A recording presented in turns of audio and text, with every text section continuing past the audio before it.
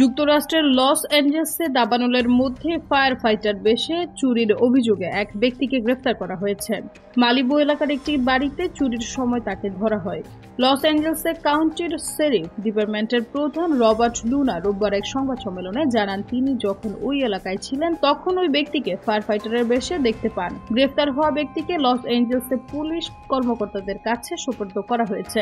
Los Angeles police প্রধান gym McDonald বলেছেন, দাবানলের ভুক্তভোগীদের দুর্বলতাকে কাজে লাগিয়ে অপরাধ করা অত্যন্ত দুঃখজনক। তিনি বলেন, আমাদের মধ্যে এমন মানুষও আছে যারা এই পরিস্থিতি কাজে লাগিয়ে চুরি বা অন্য কোনো অপরাধ করতে পারে। এছাড়া দাবানল এলাকায় কারফিউ ভঙ্গ এবং অন্যান্য অপরাধের মধ্যে 29 জনকে গ্রেফতার করা হয়েছে। ইটন এলাকার আশপাশ থেকে 25 জনকে গ্রেফতার করা হয়েছে, যাদের মধ্যে 6 জনকে শনিবার রাতে আটক করা হয়।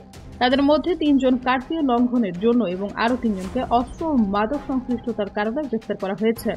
লস অ্যাঞ্জেলেস পুলিশ প্রধান ম্যাকডোনাল্ড জনসাধারণকে দাবানল কবলিত এলাকা এড়িয়ে চলার আহ্বান জানিয়েছেন। কারফিউ ভঙ্গ করলে গ্রেফতার করা হবে বলে সতর্ক করেছেন তিনি।